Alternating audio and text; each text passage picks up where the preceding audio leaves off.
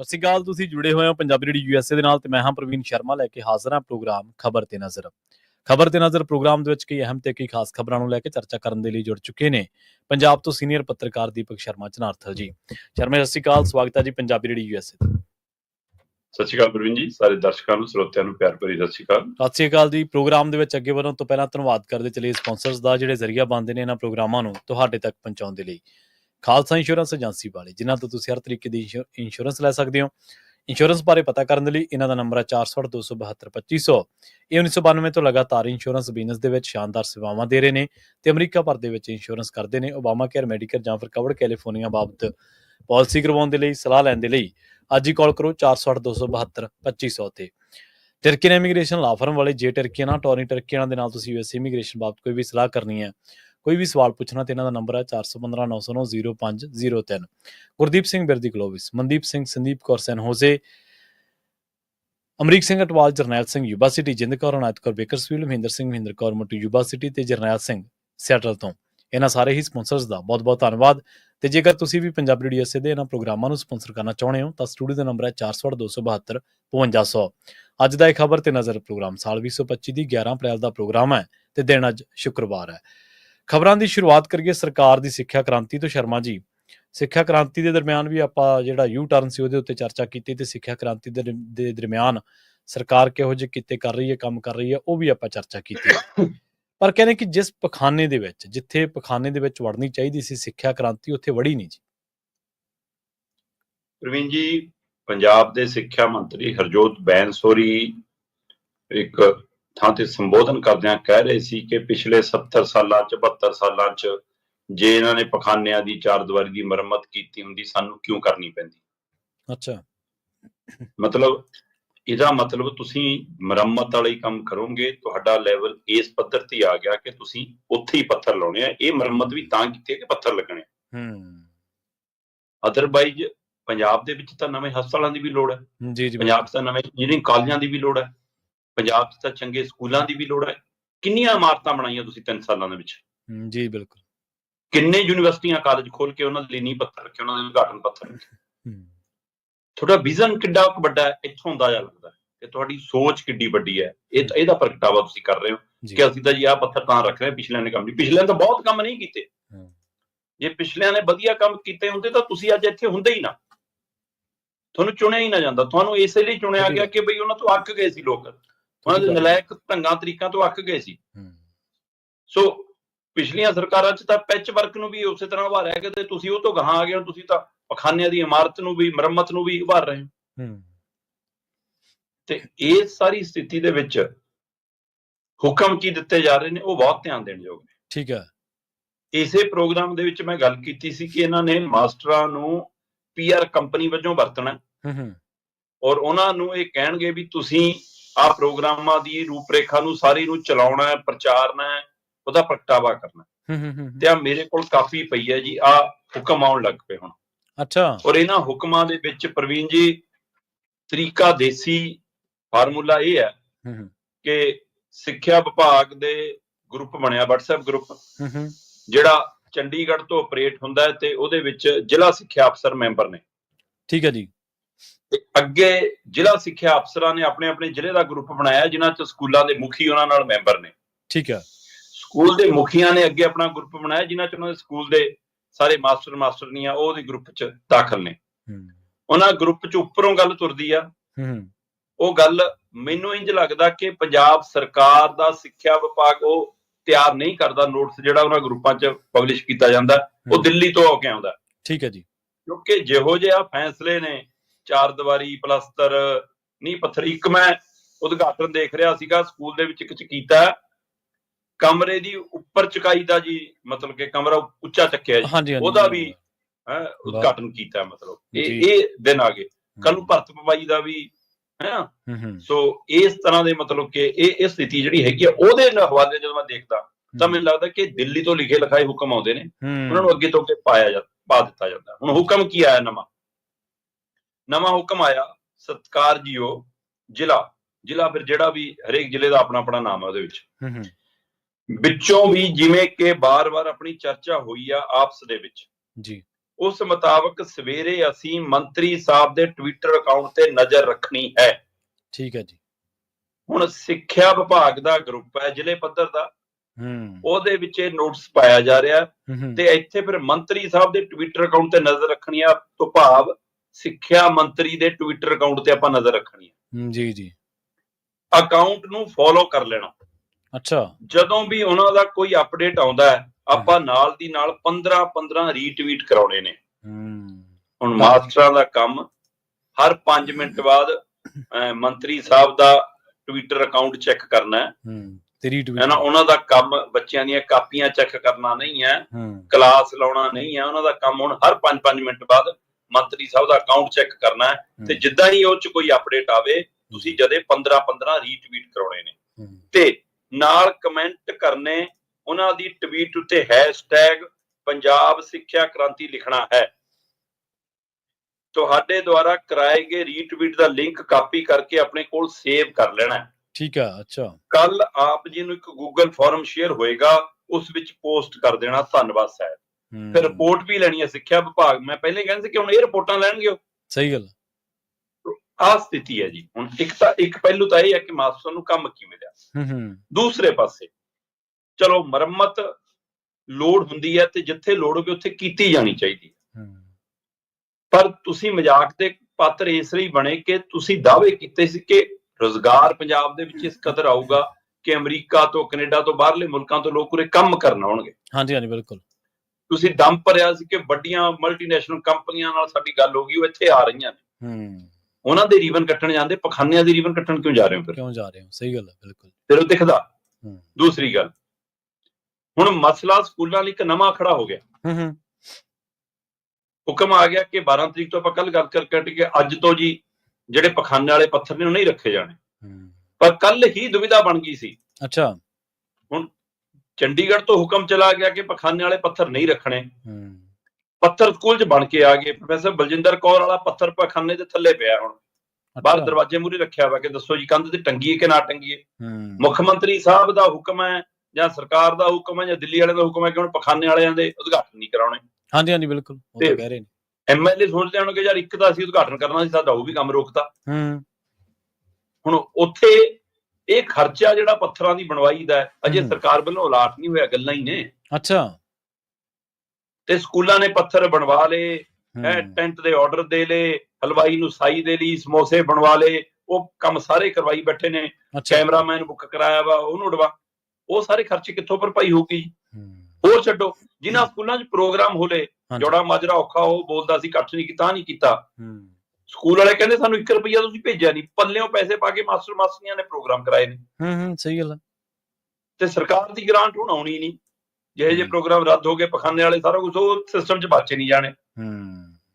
ਤੇ ਫਿਰ ਉਹਨਾਂ ਸਕੂਲਾਂ ਦਾ ਕੀ ਕਸੂਰ ਹੈ ਜੀ? ਉਹਨਾਂ ਮਾਸਟਰ ਮਾਸਟਰੀਆਂ ਦਾ ਕੀ ਕਸੂਰ ਹੈ ਜਿਹੜੇ ਪੱਲਿਓਂ ਪੈਸੇ ਪਾ ਕੇ ਕਰਕੇ ਪ੍ਰੋਗਰਾਮ? ਸਹੀ ਗੱਲ। ਤੇ ਇੱਥੇ ਤੁਸੀਂ ਕਹਿੰਦੇ ਸਿੱਖਿਆ ਕ੍ਰਾਂਤੀ, ਸਿੱਖਿਆ ਕ੍ਰਾਂਤੀ ਦਾ ਤੁਹਾਨੂੰ ਮੈਂ ਇੱਕ ਦ੍ਰਿਸ਼ ਦਿਖਾਉਣਾ, ਜਿਹੜਾ ਸਵਾਲ ਤੁਸੀਂ ਕੀਤਾ। ਹਾਂਜੀ। ਕਿ ਜਿਹੜੇ ਪਖਾਨੇ 'ਚ ਵੜਨੀ ਚਾਹੀਦੀ ਸੀ ਉਸ ਪਖਾਨੇ 'ਚ ਸਿੱਖਿਆ ਕ੍ਰਾਂਤੀ ਕਿਉਂ ਨਹੀਂ ਵੜੀ? ਜੀ। ਜਲੰਧਰ ਦਾ ਲੋਹੀਆ ਬਲਾਕ ਹੈ ਜੀ। ਠੀਕ ਹੈ। ਜਲੰਧਰ ਦੇ ਲੋਹੀਆ ਬਲਾਕ ਦਾ ਪਿੰਡ ਹੈ ਮੰਡਲਾ ਛੰਨਾ। ਮੰਡਲਾ ਛੰਨਾ ਪਿੰਡ ਦੇ ਵਿੱਚ ਇੱਕ ਪ੍ਰਾਇਮਰੀ ਸਕੂਲ ਹੈ ਤੇ ਇਹ ਪਿਛਲੇ 70-72 ਸਾਲਾਂ ਦੀਆਂ ਘਟਨਾਵਾਂ ਦਾ ਜ਼ਿਕਰ ਕਰਦੇ ਨੇ ਕਿ ਉਸ ਟਾਈਮ ਦਾ ਨਹੀਂ ਹੋਇਆ, ਤਾਂ ਕਰਕੇ ਸਾਨੂੰ ਕੁਝ ਕਰਨਾ ਪੈ ਰਿਹਾ। ਇਹਨਾਂ ਦੀ ਸਰਕਾਰ ਬਣਨ ਤੋਂ ਬਾਅਦ 2023 ਚ ਹੜ੍ਹ ਆਏ ਪੰਜਾਬ 'ਚ। ਹੁਣ ਹੜ੍ਹ ਨੂੰ ਤਾਂ ਤੁਸੀਂ ਰੋਕ ਨਹੀਂ ਪਾਏ, ਠੀਕ ਹੈ, ਕੁਦਰਤੀ ਵਰਤਾਰਾ, ਪਰ ਹੜ੍ਹ ਤੋਂ ਬਾਅਦ ਹੋਏ ਨੁਕਸਾਨ ਦੀ ਭਰਪਾਈ ਤਾਂ ਤੁਸੀਂ ਕਰ ਸਕਦੇ ਹੋ ਨਾ। ਉਹ ਤਾਂ ਸਰਕਾਰ ਦੀ ਜ਼ਿੰਮੇਵਾਰੀ ਹੈ। 2023 ਦੇ ਵਿੱਚ ਜਦੋਂ ਹੜ੍ਹ ਆਏ ਪੰਜਾਬ 'ਚ ਤਾਂ ਉਸ ਹੜ੍ਹ ਦੀ ਮਾਰ ਹੇਠ ਮੰਡਲਾ ਛੰਨਾ ਦਾ ਸਕੂਲ ਵੀ ਆ ਗਿਆ। ਠੀਕ ਹੈ ਜੀ। ਇਹਨਾਂ ਦੀ ਕਈ ਥਾਂ ਤੋਂ ਚਾਰ ਦੀਵਾਰੀ ਢਹਿ ਗਈ, ਕਈ ਥਾਂ ਤੋਂ ਕਮਰੇ ਮਤਲਬ ਕਿ ਨੁਕਸਾਨੇ ਗਏ, ਫਰਸ਼ ਤਿੜਕ ਗਏ, ਕੰਧਾਂ ਤਰੇੜਾਂ ਆ ਗਈਆਂ। 2-3 ਪਖਾਨੇ ਸੀ ਸਕੂਲ ਦੇ ਵਿੱਚ, 2 ਪਖਾਨੇ ਬੈਠ ਗਏ, ਹਨਾ, ਗਰਕ ਗਏ। ਤੇ ਨਤੀਜਾ ਇੱਕ ਪਖਾਨਾ ਹੁਣ ਕੰਮ ਕਰਦਾ, 2 ਪਖਾਨਿਆਂ ਨੂੰ ਬੰਦ ਕਰਨਾ ਪੈ ਗਿਆ। ਕੱਲ ਨੂੰ ਕੋਈ ਬੱਚੇ ਦਾ ਨੁਕਸਾਨ ਨਾ ਹੋ ਜਾਵੇ, ਕੁਛ ਨਾ ਹੋ ਜਾਵੇ, ਉਹਨਾਂ ਨੂੰ ਤਾਲੇ ਲੱਗੇ। ਇਸ ਸਕੂਲ ਦੇ ਵਿੱਚ 80 ਜਵਾਕ ਨੇ, ਮੁੰਡੇ ਵੀ ਤੇ ਕੁੜੀਆਂ ਵੀ, ਇੱਕੋ ਪਖਾਨੇ 'ਚ ਵਰਤਣ ਲਈ ਜਾ ਰਹੇ ਨੇ ਜੀ। ਮੀਡੀਆ ਦੀ ਟੀਮ ਜਦੋਂ ਇਸ ਸਕੂਲ 'ਚ ਗਈ ਤਾਂ ਇਹ ਪ੍ਰਾਇਮਰੀ ਸਕੂਲ ਹੈ ਹੂੰ ਹੂੰ ਤੇ ਪ੍ਰਾਇਮਰੀ ਸਕੂਲ ਦੀ 5ਵੀਂ ਚੌਥੀ ਜਵਾਕੜੀਆਂ ਨੇ ਦੱਸਿਆ ਹੂੰ ਕਿ ਅਸੀਂ ਕਈ ਵਾਰ ਪੂਰਾ ਦਿਨ ਛੁੱਟੀ ਤੱਕ ਇੰਤਜ਼ਾਰ ਕਰਨਾ ਪੈਂਦਾ, ਘਰੇ ਹੀ ਸਾਨੂੰ ਵਾਪਸ ਜਾ ਕੇ ਪਖਾਨਾ ਜਾਣਾ ਪੈਂਦਾ। ਓ ਕਿ ਜੇ ਕਈ ਵਾਰ ਜ਼ਿਆਦਾ ਹੀ ਕਿਸੇ ਨੂੰ ਲੋੜ ਹੋਵੇ ਤਾਂ ਅਸੀਂ ਜਦੋਂ ਪਖਾਨੇ ਕਰਨੇ ਨੂੰ ਜਾਂਦੇ ਹਾਂ ਤਾਂ ਉੱਥੇ ਪਹਿਲੇ ਹੀ ਮੁੰਡੇ ਮੰਡੇ ਖੜੇ ਹੁੰਦੇ ਨੇ, ਸਾਨੂੰ ਵਾਪਸ ਆਉਣਾ ਪੈਂਦਾ। ਤੇ ਹਾਲਤ ਇੱਕ ਪਖਾਨੇ ਦੀ ਵਰਤੋਂ ਕਰਕੇ ਇਹ ਹੈ ਕਿ ਅੰਦਰ ਤਾਂ ਅੰਦਰ, ਉਹਦੇ ਬਾਹਰ ਤਾਂ ਬਾਹਰ, ਉਸ ਚੁਗਿਰਦੇ 'ਚ ਵੀ, ਉਸ ਗਰਾਊਂਡ 'ਚ ਵੀ ਖੜਨਾ ਮੁਸ਼ਕਲ ਹੋਇਆ ਪਿਆ, ਇੰਨੀ ਮੁਸ਼ਕਲ। ਹੁਣ ਸਵਾਲ ਇਹ ਹੈ ਕਿ ਸਿੱਖਿਆ ਕ੍ਰਾਂਤੀ ਨੂੰ ਇਹ ਪਖਾਨਾ ਕਿਉਂ ਨਹੀਂ ਦਿਖਿਆ? ਸਹੀ ਹੈ, ਬਿਲਕੁਲ। ਇਹ ਸਕੂਲ ਦੇ ਮੁੱਖ ਅਧਿਆਪਕ ਕਹਿੰਦੇ ਜੀ ਅਸੀਂ ਸਰਕਾਰ ਦੇ ਧਿਆਨ 'ਚ ਲਿਆਂਦਾ ਵਾ। ਅੱਛਾ। ਮੀਡੀਆ ਟੀਮ ਨੇ ਜ਼ਿਲ੍ਹਾ ਸਿੱਖਿਆ ਅਫਸਰ ਤੱਕ ਗੱਲ ਕੀਤੀ, ਕਹਿੰਦੇ ਜੀ ਬਿਲਕੁਲ ਸਾਡੇ ਧਿਆਨ 'ਚ, ਅਸੀਂ ਸਰਕਾਰ ਨੂੰ ਲਿਖ ਕੇ ਭੇਜਿਆ ਹੋਇਆ, ਗ੍ਰਾਂਟ ਅਲਾਟ ਨਹੀਂ ਹੋਈ ਜੀ ਹਲੇ। ਹੁਣ ਮੁਰੰਮਤ ਦੀ ਲੋੜ ਤਾਂ ਇੱਥੇ ਸੀ ਭਰਾਵਾ, ਇੱਥੇ ਤੁਸੀਂ 2 ਨਵੇਂ ਪਖਾਨੇ ਤਿਆਰ ਕਰਾਉਂਦੇ, ਲਾ ਦਿੰਦੇ 2 ਪੱਥਰ। ਸਹੀ ਹੈ। ਹੁਣ ਇਹਦਾ ਮਤਲਬ ਇਹ ਵੀ ਨਹੀਂਗਾ ਕਿ ਇਹ ਸਕੂਲ ਅਣਜਾਣ ਹੈ, ਸਰਕਾਰ ਦੀ ਨਜ਼ਰਾਂ ਤੋਂ ਓਹਲੇ ਹੈ। ਜੇ ਚਿੱਠੀ ਪੱਤਰ ਗਿਆ ਤਾਂ ਵੀ ਇਸ ਸਕੂਲ 'ਚ ਸਿੱਖਿਆ ਕ੍ਰਾਂਤੀ ਬੜੀ ਹੈ। ਅੱਛਾ। ਇੱਕ ਨਹੀਂ 2 ਪੱਥਰ ਲੱਗ ਰਹੇ ਨੇ ਸਕੂਲ ਦੇ ਵਿੱਚ, ਇੱਕ 4 ਦੀਵਾਰੀ ਦਾ, ਇੱਕ ਕਮਰੇ ਦੀ ਮੁਰੰਮਤ ਦਾ। ਤੇ ਜੇ ਉਹ 2 ਪੱਥਰਾਂ ਲਈ ਤੁਸੀਂ ਆ ਸਕਦੇ ਹੋ ਤਾਂ ਤੁਹਾਨੂੰ ਇਹਨਾਂ ਨਹੀਂ ਪਤਾ ਕਿ ਇਸ ਸਕੂਲ 'ਚ ਸਭ ਤੋਂ ਪਹਿਲਾਂ ਲੋੜ ਪਖਾਨੇ ਦੀ ਹੈ। ਇੱਥੋਂ ਹਿਸਾਬ ਲਾ ਲਓ ਕਿ ਇਹਨਾਂ ਦਾ ਹਾਲ ਕੀ ਆ। ਨਾ MLA ਨੂੰ ਕੁਝ ਪਤਾ, ਜੋ ਉੱਪਰ ਹੁਕਮ ਆ ਗਿਆ ਉਹ ਕਰਨ ਜਾਣਾ, ਨਾ ਅਧਿਕਾਰੀ ਅਫਸਰਾਂ 'ਚ ਕੋਈ ਦਮਖਮ ਹੈ ਕਿ ਉਹ ਸਰਕਾਰ ਨੂੰ ਰੋਕ ਕੇ ਬਾਂਹ ਫੜ ਕੇ ਕਿਸੇ ਨੂੰ ਕਹਿ ਸਕਣ। ਬਿਲਕੁਲ ਜੀ, ਹੈ ਨਾ। ਸੋ ਇਹ ਸਾਰੀ ਸਥਿਤੀ, ਚੰਗਾ ਹੁੰਦਾ ਕਿ ਜਿਹੜੇ ਮਾਸਟਰਾਂ ਨੂੰ ਤੁਸੀਂ ਆਪਣੇ PR ਕੰਪਨੀ ਵਜੋਂ ਵਰਤ ਰਹੇ ਹੋ, ਉਹਨਾਂ ਨੂੰ ਵਰਤਣਾ ਹੀ ਸੀ ਕਿ ਕੇਂਦਰ ਦੇ ਖਿਲਾਫ ਆਓ ਡਟੀਏ, ਪੰਜਾਬ ਦੇ ਬੱਚਿਆਂ ਦੀ ਪੀੜ੍ਹੀ ਨੂੰ ਬਚਾਉਣ ਦੇ ਲਈ ਨਵੀਂ ਸਿੱਖਿਆ ਨੀਤੀ ਦਾ ਕਰੀਏ ਵਿਰੋਧ। ਉੱਥੇ ਤੁਹਾਡਾ ਮੂੰਹ ਨਹੀਂ ਖੁੱਲਦਾ, ਉੱਥੇ ਤੋਂ ਕੁਛ ਨਹੀਂ ਹੁੰਦਾ। ਸੋ ਇਸ ਲਈ ਇਹ ਜਿਹੜਾ ਫੋਕਾ ਡਰਾਮਾ ਹੈ, ਮਤਲਬ 92-94 MLA ਨੇ, ਹਾਂਜੀ, ਤੇ ਇਹਨਾਂ ਨੇ ਮੈਨੂੰ ਲੱਗਦਾ 94 ਤੋਂ ਵੱਧ ਵਿਵਾਦ ਸੇੜ ਲਏ। ਅੱਜ ਹਰ ਬੱਸ 'ਚ, ਹਰ ਸੱਥ 'ਚ ਇਹਨਾਂ ਦੀ ਇਸ ਸਿੱਖਿਆ ਨੀਤੀ ਬਨਾਮ ਪਖਾਨਾ ਨੀਤੀ ਦਾ ਮਜ਼ਾਕ ਬਣ ਕੇ ਰਹਿ ਗਿਆ। ਬਿਲਕੁਲ ਸਹੀ ਹੈ, ਬਿਲਕੁਲ ਸਹੀ ਹੈ। ਸੋ 25 ਕਰੋੜ ਖਰਚ ਕੇ ਖੱਟਣੀ ਬਦਨਾਮੀ ਆ, ਤੇ ਫਿਰ 25 ਕਰੋੜ ਦਾ ਵੀ ਬੜਾ ਘਟਾਲਾ ਨਿਕਲਣਾ, ਉਹ ਕਿਹਦੇ ਤੇ ਜਾਣੀ ਗੱਲ, ਇਹ ਸੋਚ ਕੇ ਰੱਖਣਾ। ਬਿਲਕੁਲ ਜੀ, ਬਿਲਕੁਲ। ਤੇ ਸ਼ਰਮਾ ਜੀ, ਆਪਾਂ ਅਗਲੇ ਮਸਲੇ ਨੂੰ ਵਿਚਾਰ ਗਏ, ਟੋਲ ਕੰਪਨੀਆਂ ਜਿਹੜੀਆਂ, ਉਹਦੀ ਭਰਪਾਈ ਦੇ ਲਈ ਕੇਂਦਰ ਨੇ ਹੁਣ ਪੰਜਾਬ ਦੀ ਬਾਂਹ ਮਰੋੜ ਦਿੱਤੀ ਹੈ ਜੀ, ਪੰਜਾਬ ਸਰਕਾਰ ਦੀ। ਪ੍ਰਵੀਨ ਜੀ, ਜਦੋਂ ਰੋਸ ਧਰਨੇ ਲੱਗੇ, ਜਦੋਂ ਕਿਸਾਨ ਅੰਦੋਲਨ ਸ਼ੁਰੂ ਹੋਇਆ, ਹਾਂਜੀ, ਜਦੋਂ ਕੇਂਦਰ ਨੇ 3 ਆਰਡੀਨੈਂਸ, 3 ਖੇਤੀ ਕਾਨੂੰਨ 'ਚ ਬਦਲੇ, ਉਹਦੇ ਰੋਸ ਵਜੋਂ ਪੰਜਾਬ ਦੇ ਵਿੱਚ ਟੋਲ ਰੁਕੇ ਰਹੇ, ਹਰਿਆਣਾ 'ਚ ਟੋਲ ਰੁਕੇ ਰਹੇ, ਤੇ ਉਸ ਤੋਂ ਬਾਅਦ ਦਿੱਲੀ ਦੀਆਂ ਬਰੂਹਾਂ ਤੇ ਸਾਲ ਤੋਂ ਵੱਧ 380-85 ਦਿਨ ਧਰਨਾ ਚੱਲਿਆ। ਬਿਲਕੁਲ ਜੀ। ਤੇ ਕਾਨੂੰਨ ਵਾਪਸ ਹੋਏ ਤੇ ਕਿਸਾਨ ਘਰਾਂ ਨੂੰ ਪਰਤੇ। ਤੇ ਉਸ ਤੋਂ ਬਾਅਦ ਹੁਣ ਵੀ ਕਈ ਵਾਰ ਜਦੋਂ ਕੋਈ ਪਹਿਲੂ ਆਉਂਦਾ ਤਾਂ ਸਰਕਾਰ ਨੂੰ ਝੁੰਡੀ ਵੱਢਣ ਦਾ ਸਭ ਤੋਂ ਵਧੀਆ ਤਰੀਕਾ ਲੱਗਦਾ ਕਿ ਲੋਕ ਵੀ ਖੁਸ਼ ਹੋ ਜਾਂਦੇ ਨੇ, ਆਪ ਲੋਕ ਵੀ, ਤੇ ਸਰਕਾਰ ਨੂੰ ਵੀ ਸੇਕ ਲੱਗਦਾ ਕਿ ਟੋਲ ਰੋਕ ਦਿਓ, ਟੋਲ ਲੋਕਾਂ ਲਈ ਫ੍ਰੀ ਕਰ ਦਿਓ। ਸੋ ਇਸ ਕਾਰਗਰ ਤਰੀਕੇ ਨੂੰ ਅੰਦੋਲਨ ਧਿਰਾਂ ਆਪਣੇ ਤਾਕਤ ਵਜੋਂ ਵਰਤਦੀਆਂ, ਪਰ ਕੇਂਦਰ ਸਰਕਾਰ ਜਿਹੜੀ ਕਾਰਪੋਰੇਟ ਘਰਾਣਿਆਂ ਲਈ ਕੰਮ ਕਰਦੀ ਆ, ਉਸ ਨੂੰ ਇਹਨਾਂ ਕੰਪਨੀਆਂ ਦਾ ਇੰਨਾ ਫਿਕਰ ਪਿਆ ਜੀ ਕਿ ਕੇਂਦਰ ਨੇ ਪੰਜਾਬ ਸਰਕਾਰ ਨੂੰ ਬਾਂਹ ਮਰੋੜ ਕੇ ਕਿਹਾ ਕਿ 1638 ਕਰੋੜ ਦਿਓ, ਜਿਹੜਾ ਟੋਲਾਂ ਦੇ ਰੁਕਣ ਕਰਕੇ ਕੰਪਨੀਆਂ ਦਾ ਨੁਕਸਾਨ ਹੋਇਆ। ਬਕਾਇਦਾ ਤੌਰ ਤੇ ਨਿਤਨ ਗਡਕਰੀ ਦੇ ਵਿਭਾਗ ਨੇ ਪੰਜਾਬ ਦੇ ਚੀਫ ਸੈਕਟਰੀ, ਮੁੱਖ ਸਕੱਤਰ AP ਸਿਨਹਾ ਨੂੰ ਚਿੱਠੀ ਲਿਖੀ ਆ ਕਿ 1638.85 ਕਰੋੜ ਰੁਪਈਆ ਤੁਹਾਡੇ ਕੰਨੀ ਖੜਾ, ਅਕਤੂਬਰ 2020 ਤੋਂ ਲੈ ਕੇ ਨਵੰਬਰ 2024 ਤੱਕ, ਮਤਲਬ ਲਗਭਗ ਪੂਰੇ 21, 22, 23, 24, 4 ਸਾਲ ਪੂਰਾ। ਅੱਛਾ। ਤੋਂ 4 ਸਾਲਾਂ ਦਾ 1638.85 ਕਰੋੜ ਮੰਗਿਆ। ਹੁਣ ਮੈਂ ਦੇਖ ਰਿਹਾ ਸੀਗਾ ਕਿ ਪੰਜਾਬ ਦੇ ਵਿੱਤ ਮੰਤਰੀ ਹਰਪਾਲ ਚੀਮਾ ਜੀ ਦਾ ਬਿਆਨ ਹੈ ਕਿ ਅਸੀਂ ਨਹੀਂ ਦਿੰਦੇ, ਅੱਛਾ, ਕੇਂਦਰ ਆਪੇ ਭਰੇ। ਪਰ ਮੈਨੂੰ ਪਤਾ ਨਹੀਂ ਕਿਉਂ ਇਹਨਾਂ ਤੇ ਇੰਨਾ ਯਕੀਨ ਹੈ ਕਿ ਜ਼ਰੂਰ ਦੇ ਦੇਣਗੇ। ਨਹੀਂ ਦੇਣਗੇ ਵੀ, ਤੇ ਤਰੀਕਾ ਵੀ ਨਹੀਂ ਗਾ ਇਹ ਗੱਲ ਕਹਿਣ, ਇਸ ਤਰ੍ਹਾਂ ਕਹਿਣ ਦਾ। ਤੁਸੀਂ ਜੀਰਾ ਸ਼ਰਾਬ ਫੈਕਟਰੀ ਵਾਲਾ ਧਰਨਾ, ਮੁਜ਼ਾਹਰਾ, ਪ੍ਰਦਰਸ਼ਨ ਯਾਦ ਕਰੋ। ਬਿਲਕੁਲ ਜੀ, ਬਿਲਕੁਲ। ਉਸ ਸਮੇਂ ਇਹ ਲੋਕਾਂ ਨਾਲ ਖੜਨ ਦੀ ਬਜਾਏ ਜਿਹੜੇ ਉਸ ਜ਼ਹਿਰੀਲੇ ਪਾਣੀ ਕਰਕੇ ਮਾਰੇ ਜਾ ਰਹੇ, ਹੁਣ ਤਾਂ ਤੁਸੀਂ ਕਾਨੂੰਨ ਹੀ ਖਤਮ ਕਰਤਾ, ਹੁਣ ਤਾਂ ਜੋ ਮਰਜ਼ੀ ਕਰਨ ਕੰਪਨੀਆਂ, ਹੈ ਨਾ। ਤੁਸੀਂ ਉਸ ਸਮੇਂ ਅਦਾਲਤ ਦੇ ਵਿੱਚ ਬਕਾਇਦਾ ਤੌਰ ਤੇ ਭਰਪਾਈ ਕੀਤੀ ਸੀ ਉਹਨਾਂ ਦੇ ਹਰਜਾਨੇ ਦੀ, ਸਰਕਾਰੀ ਖਜ਼ਾਨੇ ਕੀਤੀ ਸੀ। ਬਿਲਕੁਲ ਕੀਤੀ ਸੀ।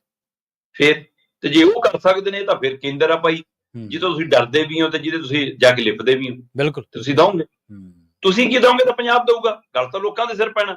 ਅੱਜ ਪੰਜਾਬ 'ਚ ਹਰ ਜਵਾਕ ਜਿਹੜਾ ਜੰਮ ਰਿਹਾ 1 ਲੱਖ ਰੁਪਏ ਤੋਂ ਵੱਧ ਦਾ ਕਰਜ਼ਈ ਹੋ ਕੇ ਜੰਮ ਰਿਹਾ, ਉਹਦੇ ਸਿਰ ਤੇ ਹੋਰ 4 ਪੈਸੇ ਖੜੇ ਹੋ ਜਾਣਗੇ, ਤੁਹਾਨੂੰ ਕੀ ਫਰਕ ਪੈਣ ਲੱਗੇ।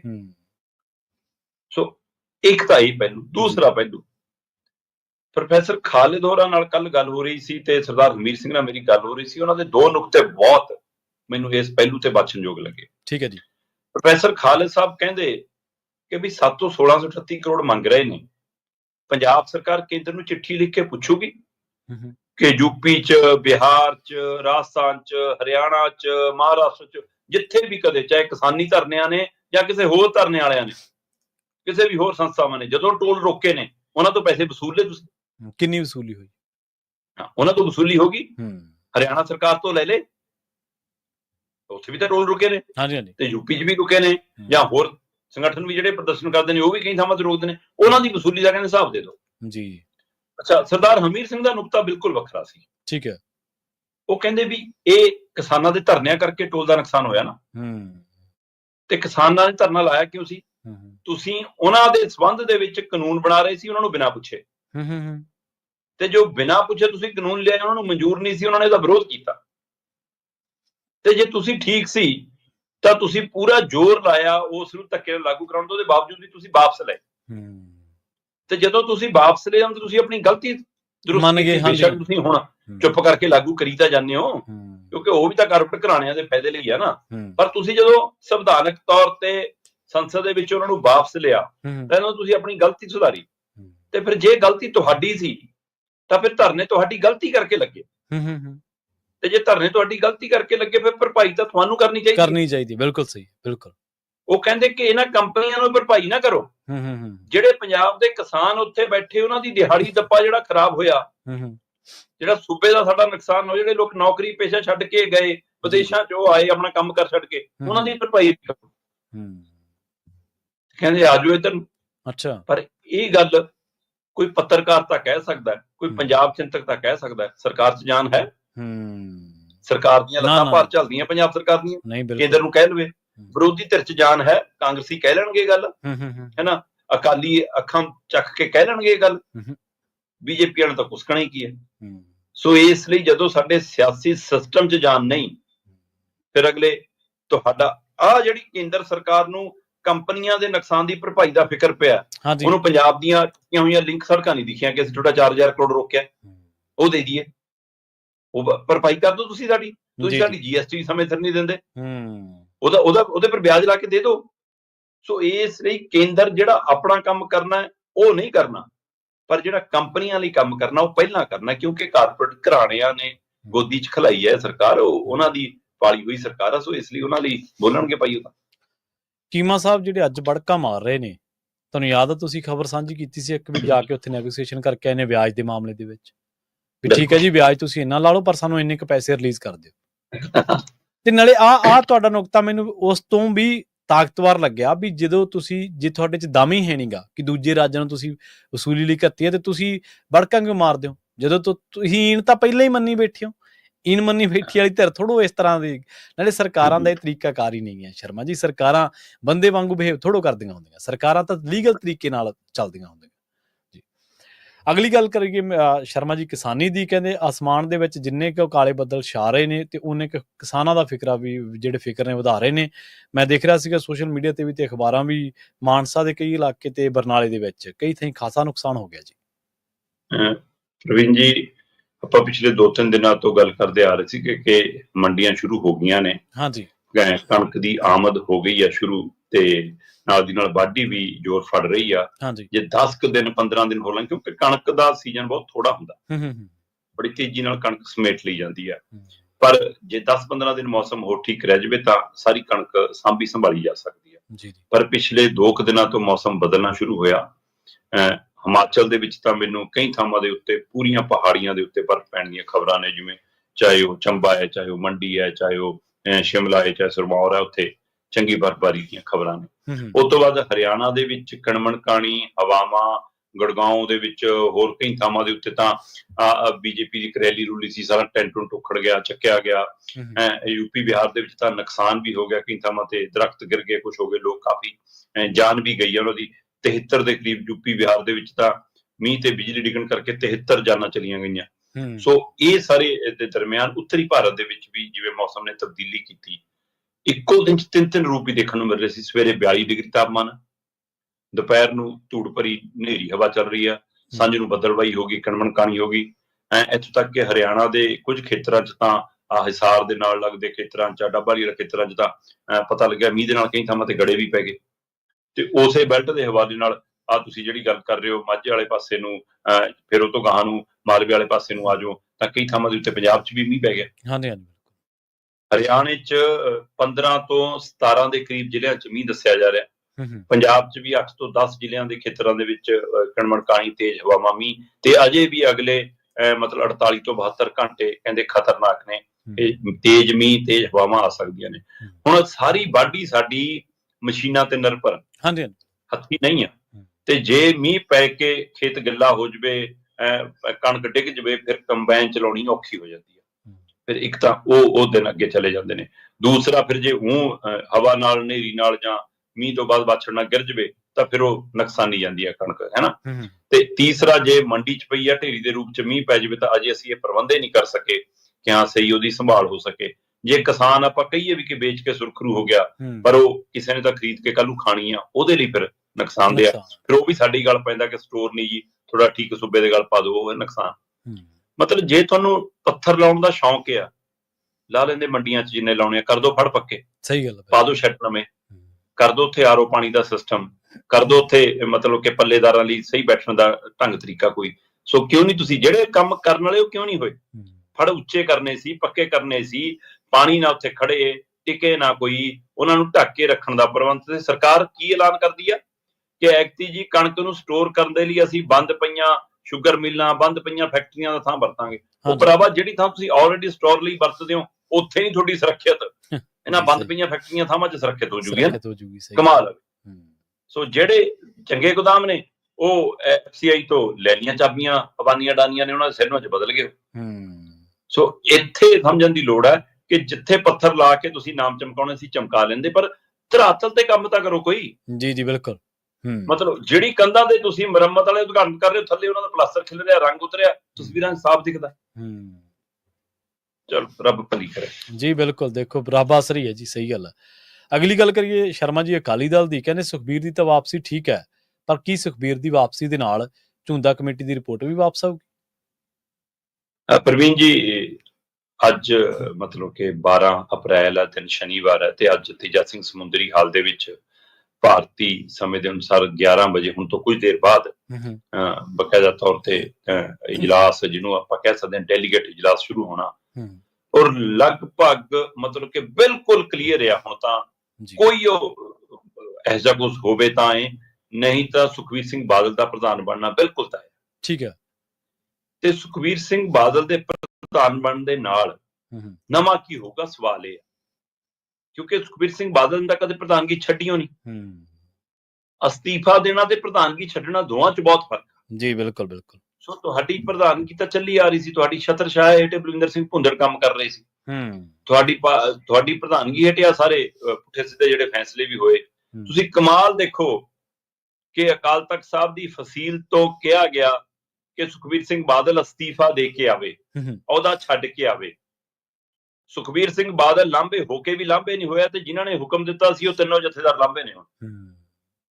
ਉਹ ਤਿੰਨੋਂ ਜਥੇਦਾਰ ਨਹੀਂ ਹੈਗੇ ਆਪਣੇ ਸੇਵਾ 'ਚ।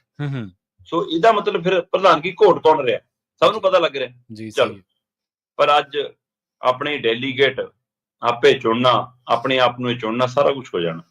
ਹਾਂ, ਚੁਣੌਤੀ ਹੈ ਅਜੇ ਵੀ, ਜਿਹੜੀ ਚੁਣੌਤੀ ਨਾਲ ਦੋ ਚਾਰ ਹੋਣਾ ਪੈਣਾ ਕਿ ਕੀ ਇਹ ਟੈਗਲਾਈਨ ਜੇ ਵੱਧ ਚੱਲ ਗਈ ਕਿ ਬਈ ਇਹ ਅਕਾਲ ਤਖਤ ਸਾਹਿਬ ਦੇ ਹੁਕਮਾਂ ਨੂੰ ਪਿੱਠ ਦਿਖਾ ਕੇ ਪ੍ਰਧਾਨ ਬਣੇ ਨੇ, ਹੈਨਾ, ਉਹ ਹੁਕਮ ਮੰਨਣ ਤੋਂ ਇਨਕਾਰੀ ਹੋ ਕੇ ਪ੍ਰਧਾਨ ਬਣੇ ਨੇ, ਫਿਰ ਉਹਦੇ ਨਾਲ ਅਕਾਲੀ ਦਲ ਮੁੜ ਕੇ ਕਿਵੇਂ ਰਾਜਨੀਤਿਕ ਤੌਰ ਤੇ ਸਰਗਰਮ ਹੋ ਪਾਊਗਾ ਬਾਦਲ ਧਰ, ਇਹ ਉਹਨਾਂ ਲਈ ਚੁਣੌਤੀ ਆ। ਹਾਂ, 5 ਮੈਂਬਰੀ ਕਮੇਟੀ ਦੇ ਹਵਾਲੇ ਨਾਲ ਜਿਹੜੀਆਂ ਖਬਰਾਂ ਆ ਰਹੀਆਂ ਨੇ ਕਿ ਉਹ ਇਸ ਪ੍ਰਕਿਰਿਆ ਤਹਿਤ ਅੱਗੇ ਵਧ ਰਹੇ ਨੇ ਕਿ ਆਪਾਂ ਬਈ ਇਹ ਅੱਡ-ਅੱਡ ਰੱਖਣਾ, ਜਿਹੜਾ SGPC ਚੋਣ ਲੜੂ ਉਹ MLA ਦੀ ਚੋਣ, MP ਦੀ ਚੋਣ ਨਹੀਂ ਲੜੂ, ਇੱਕ ਪਰਿਵਾਰ ਚੋਂ ਇੱਕੋ ਟਿਕਟ ਮਿਲੂ, ਚਾਹੇ MLA, ਚਾਹੇ MP, ਚਾਹੇ ਕੁਛ ਹੋਵੇ, ਚਾਹੇ ਧਾਰਮਿਕ ਖੇਤਰ ਚ ਆ ਜਾਓ, ਏਦਾਂ ਅੱਡੋ ਅੱਡ ਨਹੀਂ ਹੋਣਗੇ। ਸਮਾਂ ਹੱਦ ਤੈਅ ਹੋਊਗਾ ਕਿ ਜਿਹੜਾ ਪ੍ਰਧਾਨ ਹੈ ਉਹ ਮੁੱਖ ਮੰਤਰੀ ਦਾ ਦਾਅਵੇਦਾਰ ਨਹੀਂ ਹੋਊਗਾ, ਜਿਹੜਾ ਮੁੱਖ ਮੰਤਰੀ ਉਹ ਪ੍ਰਧਾਨ ਦਾ ਦਾਅਵੇਦਾਰ ਨਹੀਂ ਹੋਊਗਾ, ਇੱਕ ਵਿਅਕਤੀ ਇੱਕ ਅਹੁਦਾ। ਸੋ ਜਿਹੜੇ ਇਹ ਫਾਰਮੂਲੇ ਨੇ ਇਹ ਲਗਭਗ ਸਾਰੇ ਪਹਿਲੂਆਂ ਦਾ ਨਿਚੋੜ ਜਾਂ ਸਾਰੇ ਪਹਿਲੂਆਂ ਦੇ ਮਰਜ਼ ਦੀ ਦਵਾ ਝੁੰਦਾ ਕਮੇਟੀ ਦੀ ਰਿਪੋਰਟ ਸੀ। ਅੱਛਾ ਜੀ ਜੀ।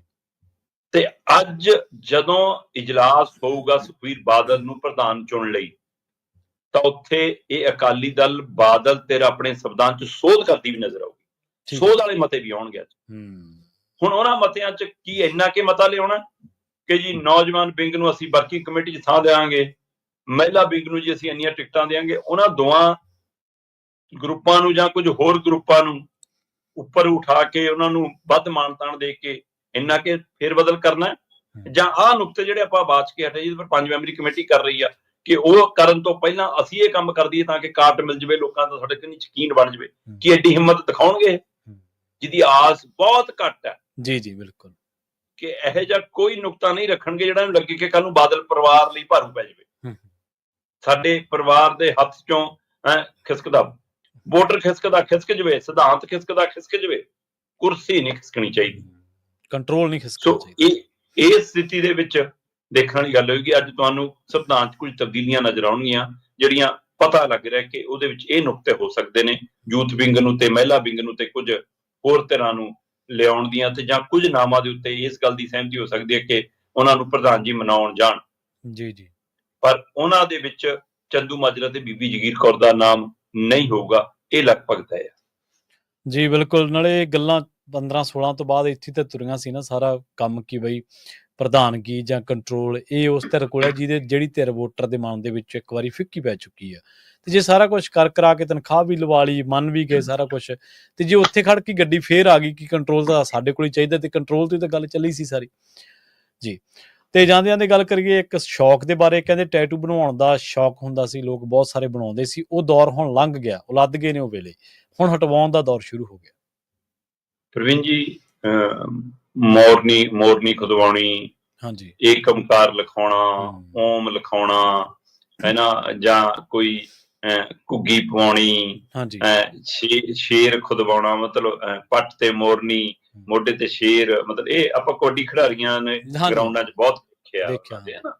ਤੇ ਜਾਂ ਮੇਲਿਆਂ 'ਚ ਹੈ ਨਾ ਉਸ ਸਮੇਂ ਦੇ ਉੱਤੇ ਉਹ ਗੁੱਟ ਦੇ ਉੱਤੇ ਮਤਲਬ ਲਿਖਾਉਣਾ, ਉਹ ਆਪਾਂ ਦੇਖਿਆ। ਇਹ ਪ੍ਰਚਲਨ ਕਾਫੀ ਰਿਹਾ ਆਪਣੇ ਸੱਭਿਆਚਾਰ 'ਚ ਵੀ, ਇਹ ਕਾਫੀ ਵੱਡੇ ਤਦਾਦ ਤੇ ਦਾਖਲ ਰਿਹਾ। ਪਰ ਵਿਸ਼ਵ ਪੱਧਰ ਤੇ ਮੈਂ ਦੇਖਦਾ ਰੈਸਲਿੰਗ ਦੇ ਵਿੱਚ ਜਾਂ ਹੋਰ ਕਈ ਖਿਡਾਰੀ ਅੱਜ ਕੱਲ੍ਹ ਖਾਸਾ, ਤੇ ਫਿਰ ਲੋਕ ਉਹਨਾਂ ਨੂੰ ਫੋਲੋ ਕਰਨ ਲੱਗੇ। ਫਿਰ ਇਸ਼ਕ ਮੁਸ਼ਕ ਦੇ ਬਾਜ਼ਾਰ ਦੇ ਵਿੱਚ ਇਹ ਕੰਮ ਬਹੁਤ ਚੱਲਿਆ, ਸਹੇਲੀ ਦਾ ਨਾਂ ਹੈ ਨਾ, ਉਹਦਾ ਅੱਖਰ ਹੈ ਨਾ, ਮੁੰਡਾ ਕੁੜੀ ਦਾ, ਕੁੜੀ ਮੁੰਡੇ ਦਾ, ਇਹ ਬੜਾ ਕੁਛ ਹੈ ਨਾ। ਤੇ ਫਿਰ ਪੂਰੇ ਸਰੀਰ ਤੇ ਲੋਕ ਕਰਾਉਣ ਲੱਗੇ ਟੈਟੂ ਕਲਚਰ, ਇਹ ਬਹੁਤ ਫਿਰ ਇਹ ਬਾਜ਼ਾਰ ਬਣ ਗਿਆ। ਫਿਰ ਇਹਦਾ ਬਾਜ਼ਾਰੀਕਰਨ ਹੁੰਦਾ ਆਪਾਂ ਦੇਖਿਆ, ਮਤਲਬ ਬੜਾ ਇਹਦਾ ਪ੍ਰਚਾਰ ਪ੍ਰਸਾਰ, ਸ਼ੋਰੂਮ, ਦੁਕਾਨਾਂ, ਬਹੁਤ ਮਹਿੰਗਾ ਕਾਰੋਬਾਰ। ਪਰ ਇਹ ਬਹੁਤ ਪੀੜਦਾਇਕ ਵੀ ਰਿਹਾ। ਤੇ ਜਿਹੜੇ ਮਾਹਰ ਨੇ ਚਮੜੀ ਰੋਗਾਂ ਦੇ, ਉਹ ਇਸ ਤੋਂ ਲੈ ਕੇ ਚਿੰਤਤ ਵੀ ਨਜ਼ਰ ਆਉਂਦੇ ਰਹੇ ਕਿ ਇਹਦੇ ਰਾਹੀਂ ਕੈਂਸਰ ਤੱਕ ਦਾ ਖਤਰਾ ਵੱਧਦਾ ਹੈ, ਇਹਦੇ ਰਾਹੀਂ ਹੋਰ ਚਮੜੀ ਰੋਗ ਦਾ ਖਤਰਾ ਵੱਧਦਾ ਹੈ। ਤੇ ਪਰ ਫਿਰ ਕਈ ਵਾਰ ਜਿਵੇਂ ਭਾਰਤ ਦੇ ਹਵਾਲੇ ਆਪਾਂ ਦੇਖੀਏ ਤਾਂ ਫੌਜ 'ਚ ਤੁਹਾਡੀ ਐਂਟਰੀ ਨਹੀਂ ਹੁੰਦੀ, ਫੌਜ ਦੇ ਕਿਸੇ ਵਿੰਗ 'ਚ ਤੁਸੀਂ ਜੇ ਟੈਟੂ ਬਣਿਆ ਕੁਛ ਬਣਿਆ ਤੁਹਾਡੀ ਐਂਟਰੀ ਮੁਸ਼ਕਲ ਹੋ ਜਾਂਦੀ ਹੈ। ਸੋ ਇਸ ਲਈ ਉਹਦੇ ਕਾਰਨ ਭਾਰਤ 'ਚ ਜਾਂ ਪੰਜਾਬ 'ਚ ਮੈਂ ਦੇਖਿਆ ਕਿ ਥੋੜਾ ਜਿਹਾ ਟੈਟੂ ਕਲਚਰ ਤੋਂ ਲੋਕਾਂ ਦਾ ਰੁਝਾਨ ਘਟਿਆ। ਪਰ ਮੈਂ ਅੱਜ ਸਰਚ ਰਿਪੋਰਟ ਦੇਖ ਰਿਹਾ ਸੀ, ਜਿਹੜਾ ਵਿਸ਼ਵ ਪੱਧਰ ਤੇ ਜਿਹੜੀ ਰਿਪੋਰਟ ਸੀ, ਉਹ ਕਹਿੰਦੀ ਕਿ 25% ਲੋਕਾਂ ਨੂੰ ਪਛਤਾਵਾ ਹੁੰਦਾ ਹੈ ਟੈਟੂ ਬਣਾਉਣ ਤੋਂ ਬਾਅਦ।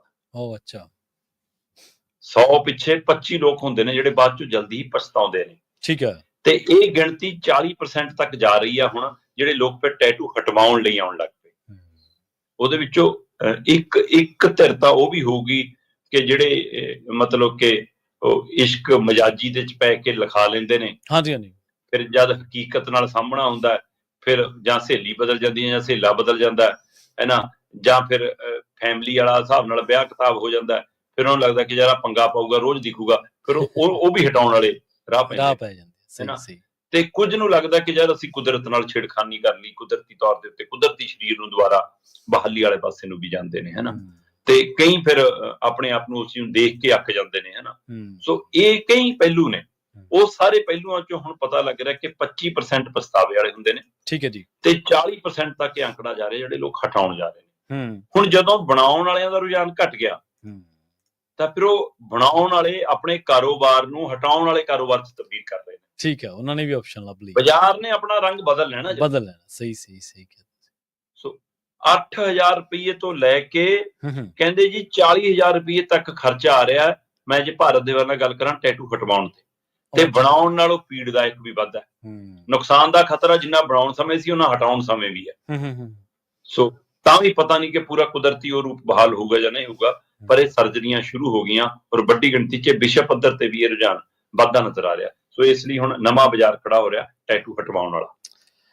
ਸ਼ੌਕ ਦੀ ਗੱਲ ਅਸਲ ਦੇ ਵਿੱਚ ਮਨ ਖਿਡਾਉਣ ਦੀ ਗੱਲ ਹੈ। ਜੇਕਰ ਆਪਾਂ ਨੂੰ ਕੁਦਰਤ ਨੇ ਇਹੋ ਜਿਹਾ ਸਰੀਰ ਦਿੱਤਾ ਤੇ ਆਪਾਂ ਜਿਸ ਤਰ੍ਹਾਂ ਰੱਖ ਲਾਂਗੇ ਤੇ ਕੁਝ ਨਹੀਂ ਘਟਣਾ, ਪਰ ਜੇ ਇਹਦੇ 'ਚ ਆਰਟੀਫਿਸ਼ੀਅਲੀ ਕੁਛ ਐਡ ਕਰਾਂਗੇ ਤਾਂ ਉਹ ਚੀਜ਼ ਕੋਈ ਸਾਨੂੰ ਰਾਸ ਨਹੀਂ ਆਉਣੀ। ਜਿਵੇਂ ਤੁਸੀਂ ਬਿਮਾਰੀਆਂ ਦਾ ਜ਼ਿਕਰ ਕਰ ਹੀ ਦਿੱਤਾ, ਉਹ ਖਤਰਾ ਰਹਿੰਦਾ ਉਹ ਭਾਵੇਂ ਜੋ ਮਰਜ਼ੀ, ਪਰ ਮਨ ਦੀ ਗੱਲ ਦੇਖੋ ਸ਼ਰਮਾ ਜੀ, ਅੱਜ ਕੱਲ੍ਹ ਟੈਟੂ ਤਾਂ ਦੂਰ ਦੀ ਗੱਲ, ਲੋਕਾਂ ਨੇ ਆਪਣੇ ਸਰੀਰ ਦੇ ਨਾਲ ਕੀ ਕੁਛ ਐਕਸਪੈਰੀਮੈਂਟ ਜਿਹੜੇ ਉਹ ਸ਼ੁਰੂ ਨਹੀਂ ਕਰ ਦਿੱਤੇ, ਪਰ ਉਹ ਕੁਦਰਤ ਦੇ ਵਿੱਚ ਨਹੀਂ ਆਉਂਦਾ, ਉਹ ਗੈਰ ਕੁਦਰਤੀ ਚੀਜ਼ਾਂ ਆਪਾਂ ਕਵਾਂਗੇ। ਇਹ ਆ ਵੀ ਇਹਦੇ ਨਾਲ ਬਾਜ਼ਾਰ ਨੇ ਜ਼ਰੂਰ ਹੱਲ ਲੱਭ ਲਿਆ ਵੀ ਚਲੋ ਬਣਾਉਣ ਵਾਲੇ ਨਹੀਂ ਹੋਏ ਤਾਂ ਹਟਾਉਣ ਵਾਲੀ ਸਹੀ, ਕਿਵੇਂ ਨਾ ਕਿਵੇਂ ਤਰੀਕੇ ਨਾਲ। ਸ਼ਰਮਾ ਜੀ ਬਹੁਤ ਬਹੁਤ ਧੰਨਵਾਦ ਤੁਹਾਡਾ ਇਹਨਾਂ ਜਾਣਕਾਰੀਆਂ ਦੇ ਲਈ, ਇਹਨਾਂ ਖਾਸ ਖਬਰਾਂ ਦੇ ਲਈ ਜੀ। ਪ੍ਰੋਗਰਾਮ ਖਬਰ ਤੇ ਨਜ਼ਰ ਦੇ ਵਿੱਚ ਆਪਣੇ ਨਾਲ ਜੁੜੇ ਸਨ ਦੀਪਕ ਸ਼ਰਮਾ ਚਨਾਰਥਲ ਜੀ। ਦੀਪਕ ਸ਼ਰਮਾ ਚਨਾਰਥਲ ਜੀ ਸੀਨੀਅਰ ਪੱਤਰਕਾਰ ਨੇ। ਪੰਜਾਬ ਦੇ ਪੰਥਕ ਮਸਲਿਆਂ ਉੱਤੇ, ਪੰਜਾਬ ਦੀ ਆਬੋ ਹਵਾ ਦੇ ਨਾਲ ਜੁੜੇ ਮਸਲਿਆਂ ਦੇ ਉੱਤੇ, ਪੰਜਾਬ ਦੀ ਆਰਥਿਕਤਾ ਦੇ ਨਾਲ ਜੁੜੇ ਮਸਲਿਆਂ ਉੱਤੇ, ਆਪਾਂ ਪੰਜਾਬ ਦੀ ਪੋਲਿਟਿਕਸ ਦੇ ਨਾਲ ਜੁੜੇ ਮਸਲਿਆਂ ਦੇ ਉੱਤੇ ਆਪਾਂ ਉਹਨਾਂ ਦੇ ਨਾਲ ਚਰਚਾ ਕਰਦੇ ਹਾਂ। ਸ਼ਰਮਾ ਜੀ ਚਨਾਰਥਲ ਜੀ ਜਿਹੜੇ ਨੇ ਉਹ ਇੱਕ ਪੱਤਰਕਾਰ ਹੋਣ ਦੇ ਨਾਲ ਇੱਕ ਸਮਾਜਿਕ ਕਾਰਕੁਨ ਨੇ। ਬੁੱਧੀਜੀਵੀ ਵਰਗ ਦੇ ਵਿੱਚ ਵੀ ਉਹਨਾਂ ਦਾ ਚੰਗਾ ਸਤਿਕਾਰ ਹੈ ਤੇ ਖੁਦ ਵੀ ਉਹਨਾਂ ਨੂੰ ਚਿੰਤਕ ਦੇ ਤੌਰ ਤੇ ਲਿਆ ਜਾਂਦਾ। ਹਮੇਸ਼ਾ ਦੀ ਤਰ੍ਹਾਂ ਅਖੀਰ ਦੇ ਵਿੱਚ ਕੋਈ ਨਾ ਕੋਈ ਸਕਾਰਾਤਮਕ ਸੁਨੇਹਾ ਜਿਹੜਾ ਉਹ ਜ਼ਰੂਰ ਛੱਡ ਕੇ ਜਾਂਦੇ ਨੇ। ਅੱਜ ਵੀ ਉਹਨਾਂ ਨੇ ਸੁਨੇਹਾ ਦੇਣ ਦਾ ਯਤਨ ਕੀਤਾ ਪਰ ਕੋਈ ਸਮਝੇ ਸੀ। ਬਹੁਤ ਬਹੁਤ ਧੰਨਵਾਦ ਸ਼ਰਮਾ ਜੀ। ਬਹੁਤ ਸ਼ੁਕਰੀਆ ਜੀ, ਬਹੁਤ ਧੰਨਵਾਦ ਜੀ।